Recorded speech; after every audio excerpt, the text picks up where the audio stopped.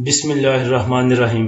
Last session की अगर बात करें तो जब इंडेक्स ओपन था तो उस टाइम हमें लग रहा था कि ये पैनिक सेलिंग है और लग ये रहा था कि इंडिविजुअल सेलिंग पे हैं, लेकिन बाद में फिपलीपी देखते हैं तो चीजें क्लियर होंगी कि कौन बाइंग पे था और कौन सेलिंग पे था।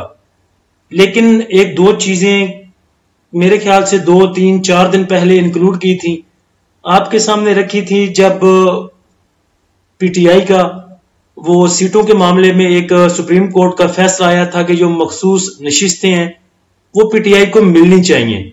तो उस दिन मैंने आपको ये बोला था कि ये सामने सामने सिर्फ आपको एक फैसला नजर आता है कि मखसूस नशिस्तों का फैसला था, वो आना था, वो आ गया और पीटीआई को जो है या सुन्नी इत्तेहाद को वो सीटें मिल चुकी। लेकिन ये मामला इतना सादा सा नहीं होगा, अंडर द टेबल बहुत सी चीजें चलेंगी और ये 3 4 दिन बाद पता चलेगा कि असल में होता क्या है। और साथ में उस वीडियो का जो उस दिन वीडियो बनाई थी उसका जो थंबनेल रखा था उसमें मैंने लिखा था कि सियासी अदम इस्तेहकाम, तो वही चीज आज हमें देखने को मिली। कल ख्वाजा आसफ साहब का बयान था कि मेरे ख्याल है कि पीटीआई पर पाबंदी 9 मई के फौरन बाद लगनी चाहिए थी और साथ में ख्वाजा साहब कह रहे थे कि इलेक्शन मनसूख करने की बात भी हो रही है। तो मेरे ख्याल से इंडेक्स को गिराने के लिए या मार्केट के नीचे जाने के लिए यह खबर काफी थी। जुम्मे वाले सेशन की अगर बात करें तो इंडेक्स की जो ओपनिंग थी वो पॉजिटिव ओपनिंग थी तकरीबन 81 पॉइंट के साथ। उसके बाद इंडेक्स ने थोड़ा सा आपको हाई दिखाया जो कि ऑल टाइम भी हाई था 81,939 पे, जिधर इंडेक्स ने सिर्फ 100 पॉइंट गेन किए थे। उसके बाद इंडेक्स ने इंट्राडे में तकरीबन 2127 पॉइंट की करेक्शन ली और आपको लो लेवल दिखाया 79,812 का, जिधर इंडेक्स ने 1721 पॉइंट लूज किए थे। उसके बाद इंडेक्स ने तकरीबन 306 पॉइंट की रिकवरी की और क्लोजिंग दी 80,117 पे, जिधर इंडेक्स ने 1721 पॉइंट लूज किए। ओवरऑल अगर वॉल्यूम की बात की जाए तो 246 मिलियन के वॉल्यूम ट्रेड हुए KSE 100 इंडेक्स में, जो कि पिछले सेशन से थोड़े से ज्यादा थे। पिछले सेशन में 238 मिलियन के वॉल्यूम ट्रेड हुए थे। एक तो आपका इंडेक्स ऑलरेडी ओवरबॉट पे मूव कर रहा था, साथ साथ आपको बताता था कि ये बहुत अपसाइड जा चुका है। कल इदारों की बाइंग थी और आज मेरे ख्याल से फीपीलीपी पे थोड़ा ज्यादा टाइम लगाएंगे ताकि चीजों को समझ सकें।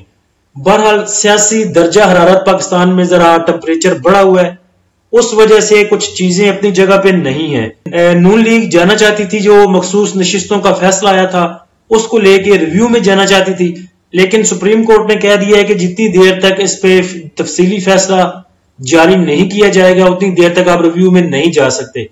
तो कुछ चीजों को अपनी जगह पे जाने की जरूरत है, जब तक वो सेटल डाउन नहीं होती मुझे लग रहा है कि ये मामला ठंडा नहीं होगा।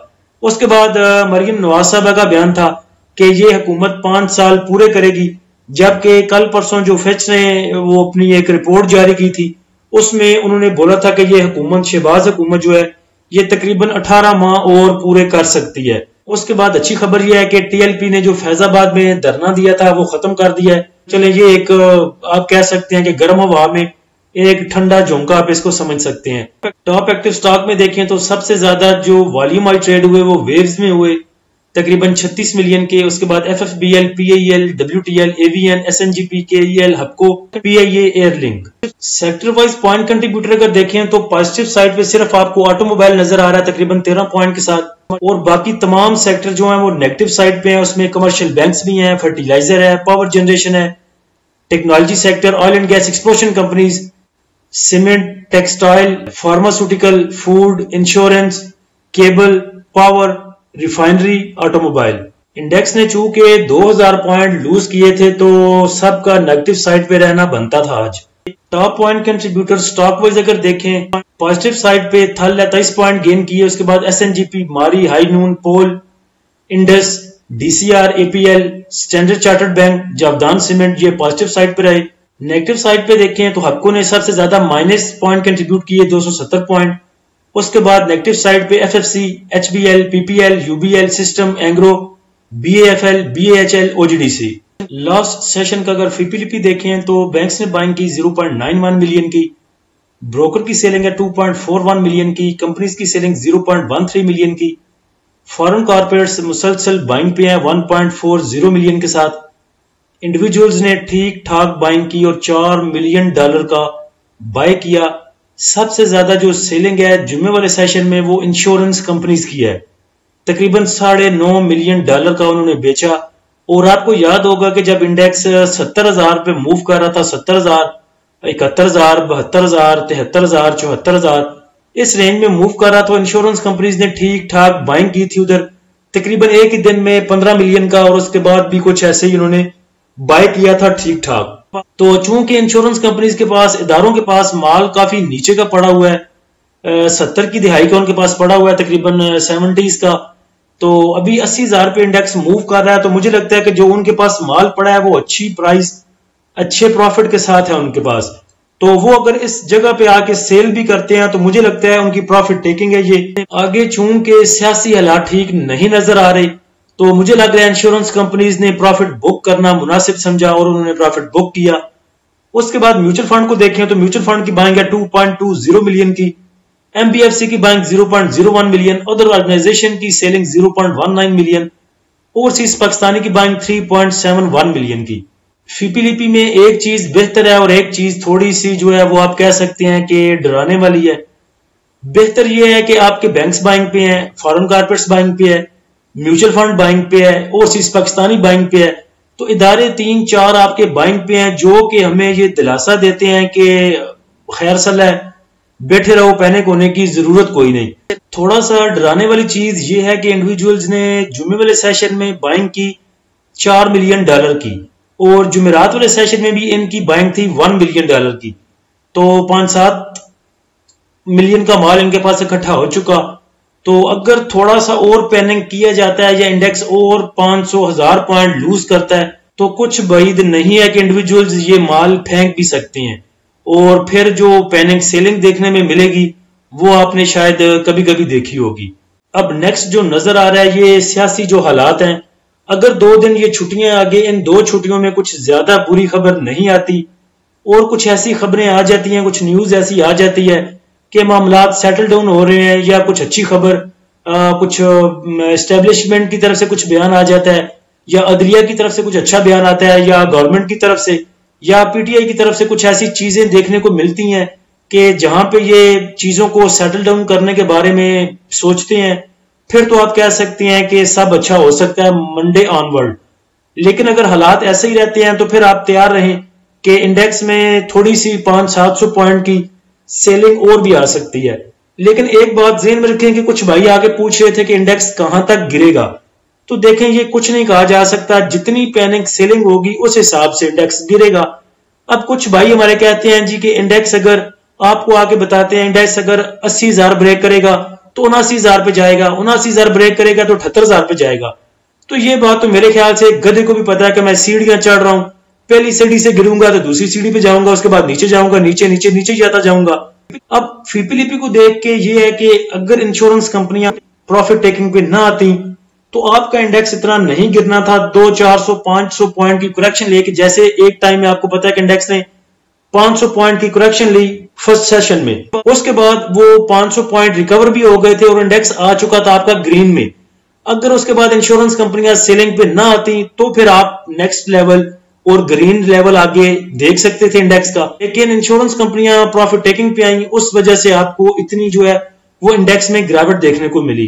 अब देखिए नेक्स्ट यही है कि अगर कोई और इदारा, आज तो इंश्योरेंस कंपनियों ने सेल किया, बाकी इदारों ने उठा लिया, कल को अगर म्यूचुअल फंड सेलिंग पे आता है और बाकी कोई भी इदारा उसको बाय करता है तो फिर तो ठीक है। लेकिन अगर 1-2 इदारे आपके और प्रॉफिट टेकिंग पे आते हैं तो फिर 1,000-2,000 पॉइंट आपके कहीं नहीं गए। इंश्योरेंस कंपनियों की सेलिंग सबसे ज्यादा है और सबसे ज्यादा जो उन्होंने सेल किया है वो ऑल अदर सेक्टर में किया है, तकरीबन 3.17 मिलियन का। उसके बाद उनकी सबसे ज्यादा जो सेलिंग है वो पावर जनरेशन में है 2.81 मिलियन की। उसके बाद उनकी जो सेलिंग है वो कमर्शियल बैंक्स में है 1.26 मिलियन की। उसके बाद जो उनकी प्रॉफिट टेकिंग है वो oil and gas exploration companies में और oil and gas marketing companies में एक जैसी है 0.64 मिलियन की। उसके बाद फर्टिलाइजर को उन्होंने सेल किया 0.43 मिलियन का। उसके बाद टेक्सटाइल को उन्होंने सेल किया 0.30 मिलियन का। उसके बाद टेक्नोलॉजी को सेल किया 0.20 मिलियन का। यानी कि छोड़ी उन्होंने कोई चीज भी नहीं। इंडिविजुअल्स की बाइंग सबसे ज्यादा है। इंडिविजुअल ने पावर जनरेशन में सबसे ज्यादा बाय किया 1.24 मिलियन का।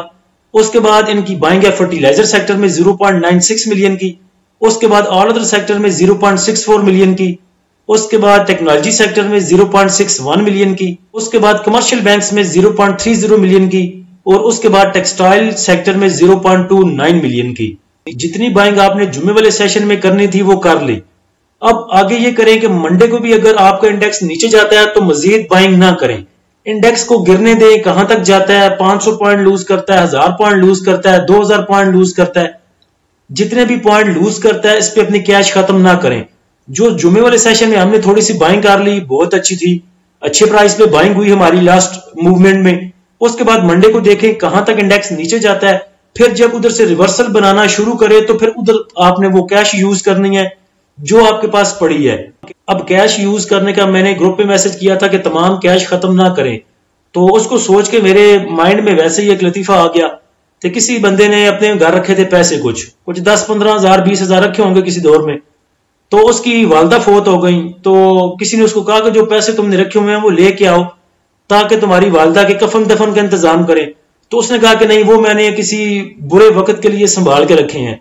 तो पता नहीं इससे ज्यादा बुरा वक्त उस पर कब आना था। तो हम भी कहते हैं आपको कि कैश संभाल के रखें, फुल कैश यूज ना करें। अब इंडेक्स 3000-4000 पॉइंट लूज कर रहा है, उधर भी आपने कैश यूज नहीं करनी, तो फिर इससे और बुरा मौका कौन सा आपने देखना है जहां पे वो कैश यूज करनी है। तो मंडे को, ट्यूसडे को देखें, सोमवार मंगल को इंडेक्स कितना नीचे जाता है, जहां से रिवर्सल बनाना शुरू करें, जो कैश आपके पास पड़ी है वहां पे यूटिलाइज करें और नीचे गिरे हुए स्टॉक बाय करें। अल्लाह हम सबका हामी नासिर हो। इजाजत दीजिए, अल्लाह हाफिज।